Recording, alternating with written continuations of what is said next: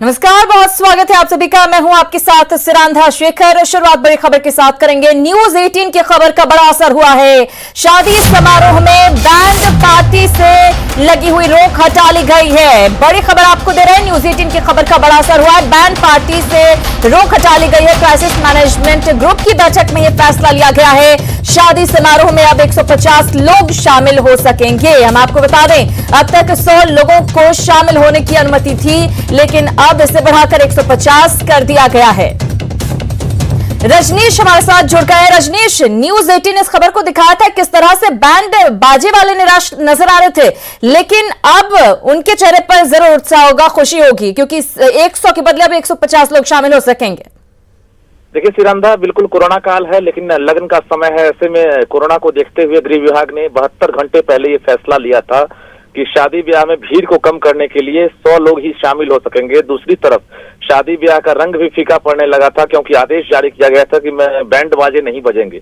लेकिन 72 घंटे बाद यानी न्यूज 18 ने प्रमुखता से खबर दिखाई थी कि बैंड बाजे वाले जो है अब उनकी रोजी रोटी पर सवाल उठ गया है। उसके बाद अभी लेटर जारी किया गया गृह विभाग की ओर से, यानी बड़ी राहत मिली है। एक तरफ जहां जो दूल्हे और दुल्हन के परिवार वालों ने राहत की सांस ली है, वहीं बैंड बाजे वाले इनकी रोजी रोटी के संकट उत्पन्न होने वाली थी, वो अब कहीं ना कहीं अब उत्साहित नजर आ रहे हैं। और जो शादी ब्याह का रंग है वो फिर से जो है जो कलर है उसका फिर से बरकरार साबित हो रहा है। जी सिरंधा, बिल्कुल निश्चित रूप से कोरोना का वक्त है, मुश्किल वक्त है, ऐसे में बहुत सारे लोगों के रोजगार भी गए हैं। ऐसे में ये एक बड़ा फैसला है रजनीश, लेकिन ये भी तय बात है कि इस दौरान नियम कायदों का पालन करना बहुत जरूरी होगा।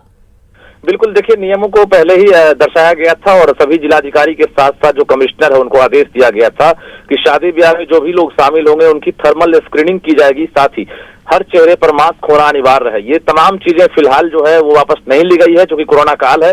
लेकिन जो बैंड बाजे वाले जो सड़क पर निकलने वाले थे उनको लेकर वापस जो है फैसला ले लिया गया है कि आप बैंड बाजा बजवा सकते हैं, बजा सकते हैं, यानी शादी ब्याह का रंग जो है वो फीका ना पड़े। इसको लेकर एक बड़ा फैसला लिया गया है, जिससे बैंड बाजे वाले को फिलहाल राहत मिली है। जी बिल्कुल, बैंड बाजे वालों को बहुत बड़ी राहत मिली है। बहुत धन्यवाद रजनीश इन तमाम जानकारी के लिए, इस बातचीत के लिए। निश्चित रूप से एक रोजी रोटी का संकट जो पैदा हो गया था बैंड बाजे वालों के लिए, उनकी ये मुश्किल अब दूर हुई है। इस बड़े फैसले के बाद क्राइसिस मैनेजमेंट ग्रुप ने बाकायदा इसको लेकर बैठक की। न्यूज 18 ने भी इस खबर को प्रमुखता के साथ दिखाया था और इसके बाद अब बैंड पार्टी से जो रोक लगी हुई थी उसको हटा दिया गया। तो शादी समारोह से बैंड बाजे पर लगी रोक हटने से बैंड बाजे वालों के चेहरे पर मुस्कुराहट लौट आई है। बैंड पार्टी के सदस्यों से बात की है हमारे सहयोगी रजनीश कुमार ने। न्यूज 18 की खबर का एक बार फिर से बड़ा असर हुआ है। गृह विभाग ने शादी ब्याह में बैंड बाजे पर लगी रोक को हटा लिया है। साथ ही अब शादी ब्याह में 100 से बढ़ाकर 150 लोगों को अब शामिल करने की इजाजत दे दी गई है। इस वक्त हम सीधे बात करेंगे, हमारे पास बैंड बाजे वाले हैं जो 2 दिनों से मायूस थे। बुकिंग होने के बाद भी ये शादी ब्याह में शामिल नहीं हो रहे थे। ऐसे में रोजी रोटी की चिंता सता रही थी। न्यूज 18 ने इनकी परेशानी दिखाई थी। हम बात करते हैं कि कितनी बड़ी राहत मिली है। जी, बहुत बड़ी खुशी है हम लोगों को कि हम लोगों की जो रोजी रोटी था, जो थोड़ा देर के लिए मंदा हो गया था, अभी बहुत अच्छा है कि आप न्यूज 18 वाले लोग जो हैं माने अच्छा भूमिका निभाए हैं। जो हम लोगों की जो रुकी हुई रोजी रोटी है फिर से चालू हो गया है और इस आदेश जो मिला है बहुत बहुत इसलिए धन्यवाद करते हैं हम लोग। अब डर नहीं लग रहा है बजाने में ना? कोई डर नहीं है, कोई डर नहीं है और अच्छा है, कोई दिक्कत नहीं है। क्या लगा था जिस समय आदेश दिया गया था कि शादी ब्याह में अब बैंड बाजे नहीं बजेंगे? कितनी मायूसी लगी थी, क्योंकि इंतजार होता है आप लोग? बहुत ज़्यादा मायूसी था हम लोगों को, और हम लोग का रोजी रोटी पर मतलब पेट पर जो फैट गरीबों की होती है वो लग चुका था, और ये जो हटा है इसके लिए बहुत खुशी है। बहुत अच्छा बात है कि यूनिफॉर्म पैक कर लिए थे, फिर से बाहर निकल गया यूनिफॉर्म। जी। चलिए, कुछ और लोग हैं उनसे। क्या नाम हुआ आपका?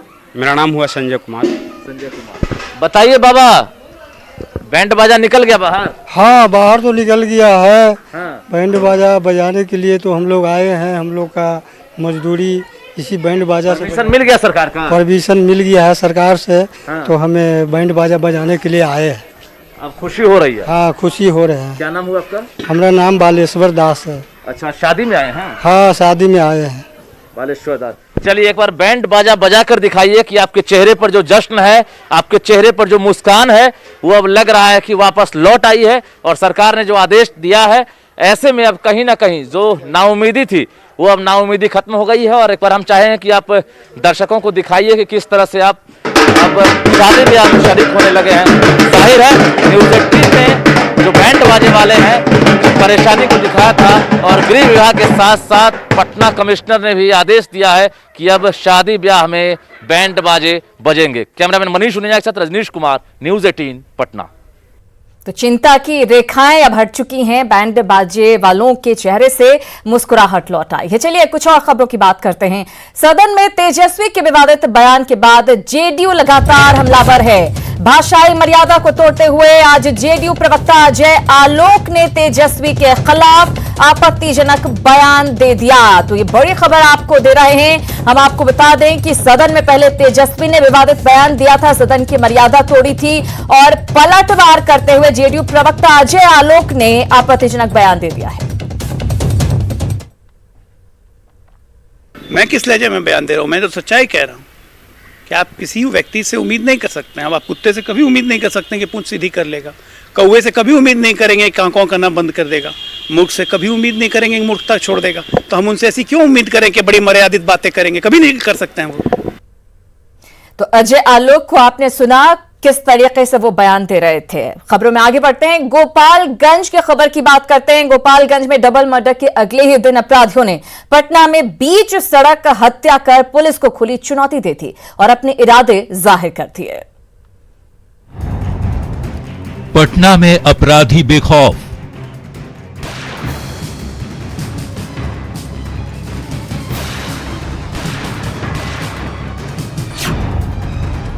बीच सड़क पर लूटपाट।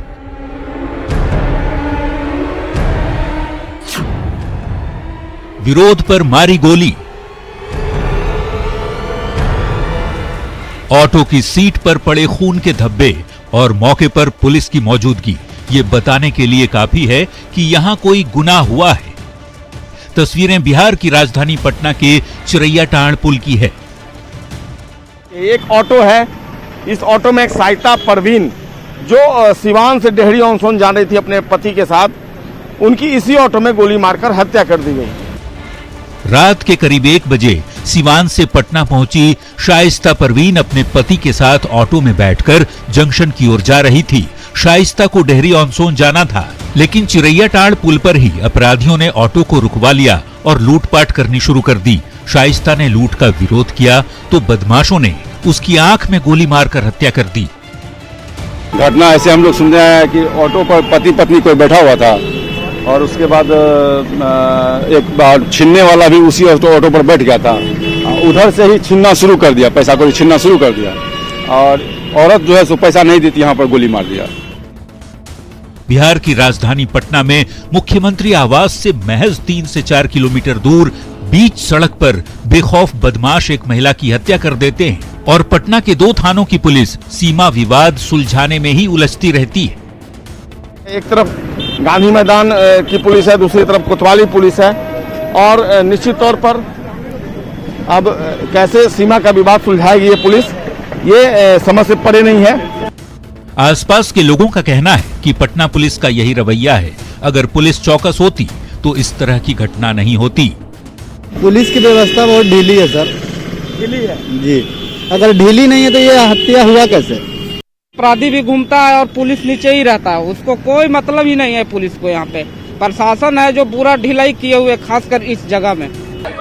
गोपालगंज में 2 लोगों की हत्या के बाद मुख्यमंत्री कानून व्यवस्था को लेकर समीक्षा बैठक करते हैं। पुलिस को अपराधियों के खिलाफ कड़ी कार्रवाई के निर्देश भी देते हैं, लेकिन बैठक के अगले ही दिन अपराधी राज्य की राजधानी में बीच सड़क पर हत्या की घटना को अंजाम दे देते हैं। ये घटना बताने के लिए काफी है कि अपराधियों पर से पुलिस का खौफ खत्म हो गया है।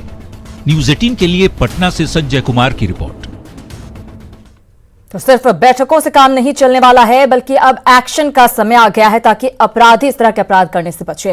बहरहाल पटना के खबर की बात करें, पटना के गौरी चक के बेलदारी चक मोड़ के पास बेलगाम बस की टक्कर से ऑटो सवार 4 लोगों की मौत हो गई। हादसे में 4 अन्य लोग घायल हो गए। सभी घायलों को पास के एक निजी अस्पताल में भर्ती कराया गया है, जिनकी स्थिति खतरे से बाहर बताई जा रही है। मृतकों में 2 महिला और 2 बच्चे शामिल हैं। घटना से गुस्साए स्थानीय लोगों ने सड़क पर उतरकर हंगामा मचाया। लोगों ने पटना गया मार्ग को घंटों जाम रखा। जानकारी मिलते ही पुलिस मौके पर पहुंची और मामले को शांत करवाया। मसौढ़ी एसडीएम ने मृतक के परिजनों को पारिवारिक लाभ योजना और कबीर अंत्येष्टि योजना के तहत 23 हजार रुपए दिए। वहीं 4-4 लाख रुपए का चेक सौंपे जाने का भरोसा दिया। बताया जा रहा है कि सभी लोग एक ऑटो में सवार होकर बच्चों का मुंडन करवाने के लिए पुनपुन से धनरवा के वीर जा रहे थे। पुलिस ने बस को जब्त कर लिया है, वहीं चालक फरार बताया जा रहा है। ये लोग जा रहे थे ये वीर मंदिर में, गया पटना मेन रोड से वीर मंदिर में जा रहे थे। मुन्ना कराने के दरमियान इन लोग के बस वाला आके रॉन्ग साइड से जाम लगने के कारण रॉन्ग साइड से बस भागा और बस भागने के दरमियान टेम्पू में धक्का लगा। उससे 3-4 वहाँ वो तो घर के मारवे गया है और 4 आदमी के मौत हुआ है। बनावा पंचायत के शेखपुरा ग्राम के निवासी जो है टेम्पू से मुंडन कराने के लिए वीर जा रहे थे। उसी दौरान जो है बेलदारी चक के पास जो है बस से टक्कर होने के कारण 4 लोग का मृत्यु हुआ है, जिसमें 2 पुनपुन के हैं ब्लॉक के और 2 नौबतपुर ब्लॉक के हैं। उधर गोपालगंज डबल मर्डर केस में पुलिस ने 2 आरोपियों को गिरफ्तार किया है, जबकि बाकी 4 नामजद आरोपियों की गिरफ्तारी के लिए छापेमारी जारी है। पुलिस ने नामजद आरोपी गुड्डू राय और राजू राय को गिरफ्तार किया है। शनिवार को गोपालपुर थाना क्षेत्र के राजपुर गांव में विधायक अमरेंद्र पांडे के 2 समर्थकों की गोली मारकर हत्या कर दी गई थी। इस मामले में 6 लोगों को नामजद आरोपी बनाया गया था। गुड्डू राय हत्या और अपहरण के आधा दर्जन मामलों का आरोपी रहा है। और 18 नवंबर को दानापुर से लापता 17 साल की प्रिया का अब तक कोई सुराग नहीं मिल पाया है और परिजन पुलिस थाने के चक्कर काट कर परेशान हैं। परिजनों ने गांव के ही 2 युवकों गोलू और ऋतिक पर अपहरण का आरोप लगाया है। इन दोनों का कुछ दिनों पहले प्रिया के परिजनों से झगड़ा हुआ था और दोनों ने बेटी को उठा लेने की धमकी दी थी। मठियापुर की प्रिया का अपहरण तब हुआ जब वो अपनी सहेली के यहाँ प्रैक्टिकल की कॉपी लेने गई थी, लेकिन जब आने में देरी हुई तो परिजनों को अनहोनी की आशंका सताने लगी। बाद में प्रिया का फोन आया कि वो बदमाशों के बीच फंस गई है।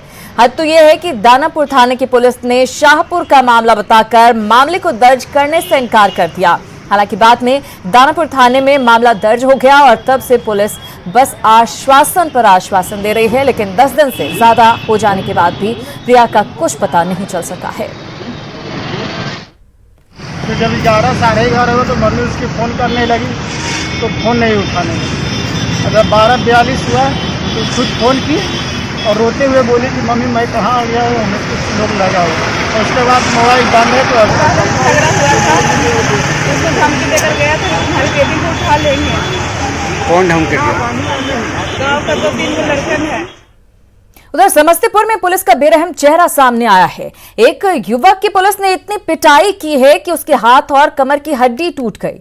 अभी युवक सदर अस्पताल में भर्ती है। दरअसल युवक की पत्नी ने थाने में मारपीट की शिकायत की, जिसके बाद महिला थानाध्यक्ष युवक को घर से उठाकर लाई और जमकर पिटाई करने लगी। पीड़ित युवक का कहना है कि उसने अपनी पत्नी के कहने पर उसके भाई को पैसे दिए थे और जब वो उसकी मांग करने लगा तो वो लोग टाल मटोल करने लगे। इसी गुस्से में पत्नी से बकझक हो गई और पत्नी ने अपने भाई के साथ मिलकर थाने में शिकायत कर दी। पुलिस पहले तो उसे घर से जबरदस्ती ले गई, फिर उसकी इतनी पिटाई की कि वो अस्पताल की बेड पर पहुंच गया। वहीं पीड़ित युवक के समर्थन में स्थानीय विधायक भी पहुंच गए और पुलिस के आला अधिकारियों से शिकायत की। और हमारे साला, हमारे सास, ये सब जो है ना, हमको आज से नोटबंदी में 3 लाख रुपया लिया और नहीं देने का कारण हमने पत्नी को 2 थप्पड़ मारे। उसके बाद जो है सो साला और सास हमारे पुलिस को बुलवा करके घर से ले जा करके बहुत पिटाई की है। पुलिस वहाँ संगीता करके कोई दरोगा है, उसके नेतृत्व में पुलिस उसके घर पर आई और उसको उठा करके थाना पर लाई। संगीता राय ना सिर्फ खुद बल्कि उसके साथ जो है उस लड़के के ससुराल के लोग, उसका साला लखिंदर राय मिल करके रूम बंद करके कमरे में और हाथ बांध करके टेबल पर उल्टा लेटा करके इतनी पिटाई किया कि उसके कमर की जो है ना हड्डी टूट गई है और बायां हाथ टूट गया है। और अब बात मगध के सबसे बड़े अस्पताल की। एनएमसीएच में मरीजों को ठंड से बचाने के लिए कोई व्यवस्था नहीं की गई है। जनरल वार्ड की खिड़कियों के शीशे टूटे हुए हैं जिनसे ठंडी हवाएं आती हैं, लेकिन इधर मरीज और उसके परिजन ठंड से परेशान हैं। बिहार के गया जिले में रिकॉर्ड ठंड पड़ रही है, ऐसे में लोग ठंड की वजह से बेहद परेशान हैं। अस्पताल में भर्ती मरीजों की परेशानी को आसानी से समझा जा सकता है। की सब सही नहीं है, पॉलिथीन लगावल है तो पॉलिथीन फट उठ गया है। और सर लैट्रिन बाथरूम तो दिक्कत है सर, सफाई वफाई नहीं रह पाता है। यहाँ दिक्कत है कि ठंडा का मौसम है, इस वार्ड में व्यवस्था खिड़की का उचित नहीं है, बहुत ठंड यहाँ रहता है रात को। और शौचालय का जो व्यवस्था है बहुत बदतर स्थिति में है, इसमें काफ़ी सुधार की जरूरत है। ठंड कैसे लगती है, क्या ठंड खिड़की खुले रहने की वजह से खिड़की का शीशा टूटा हुआ है। ये एक प्रक्रिया है, टूटता रहता है किस कुछ कारण से, हम लोग उसको रिपेयर करवाते रहते हैं। जैसे ही संज्ञान में आता है अगले ही पल उसको हम अपने स्टाफ भेज के, हमारे पास कारपेंटर भी है, भेज के हम लोग बनवा लेते हैं। इतना बड़ा महकमा है, कहीं कहीं थोड़ा बहुत रह जाता है।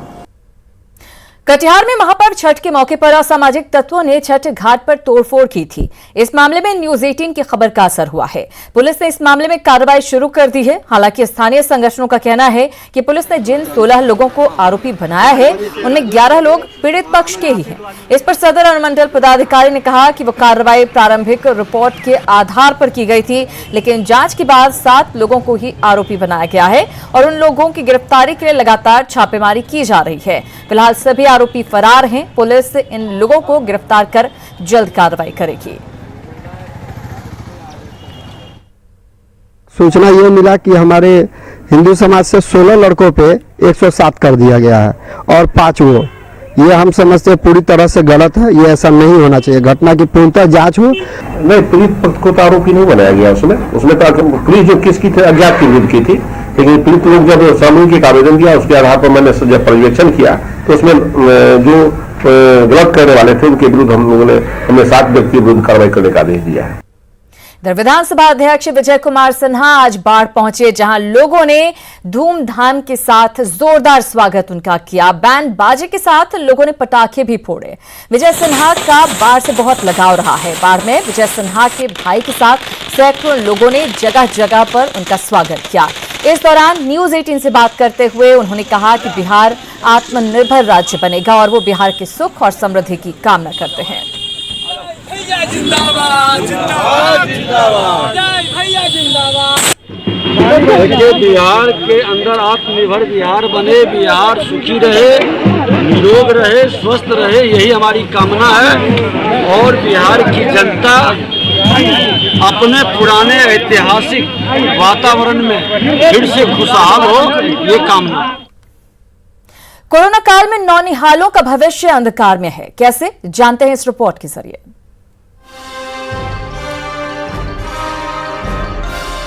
बकरी को खूंटी से बांधने की कोशिश में जुटा ये छात्र कोरोना काल से पहले इस वक्त स्कूल में पढ़ाई करता था, लेकिन कोरोना संक्रमण की वजह से स्कूल में पढ़ाई बंद है। शिक्षक स्कूल नहीं आते हैं और ऐसे में सरकारी स्कूल में पढ़ने वाले गरीब बच्चों का भविष्य बर्बाद हो रहा है। ऑनलाइन पढ़ाई के लिए इन बच्चों के पास न तो टीवी है और न ही मोबाइल। स्कूल कितने महीने से नहीं गए? 8 महीने से। अच्छा, स्कूल पूरा बंद है। ऑनलाइन क्लास नहीं कर रहे हो? ऑनलाइन मेरे पास टीवी नहीं है तो ऑनलाइन कैसे पढ़ाई करेंगे? मोबाइल? मोबाइल भी नहीं है। घर पे जो पढ़ते हैं बस वही। मास्टर साहब नहीं आते हैं? अभिभावक इसी बात से संतुष्ट हैं कि चलो पढ़ाई न सही, कम से कम मिड डे मील का अनाज तो मिल ही रहा है, खाते में पैसे तो आ ही रहे हैं। हाँ, स्कूल में 8 महीना से ताला बंद है। कभी कदाल टीचर आती है, अपना चल जाती है आके। मिड डे मील जो है वो खाना मिड डे मील के चावल मिलता है, ये बच्चे लोग के अकाउंट में पैसा जाता है, पढ़े या न पढ़े भोजन चाहिए, पढ़ाई कहीं जाए, सरकार के ये व्यवस्था है। किसी की फरवरी में तो किसी की मार्च में परीक्षा है, लेकिन बिना पढ़े बिना सिलेबस पूरा किए आखिर ये बच्चे कैसे परीक्षा देंगे? और ऐसी स्थिति में इन बच्चों के बर्बाद होते भविष्य के लिए जिम्मेदार लोग कब जागेंगे? न्यूज़ 18 के लिए पटना से रजनीश की रिपोर्ट। मिथिलांचल में भाई बहन के पवित्र प्रेम का सामा चकेवा धूमधाम से मनाया जा रहा है। ये पर्व कार्तिक महीने के शुक्ल पक्ष की सप्तमी से पूर्णिमा तक मनाया जाता है। इस पर्व में विवाहित महिलाएं अपने मायके आती हैं और सामा चकेवा खेलती हैं। सामा चकेवा को लेकर महिलाएं काफी पहले से उत्साहित रहती हैं। ये न सिर्फ गांव कस्बों में बल्कि शहरों में भी इसकी धूम देखी जा रही है। और इसी के साथ अपना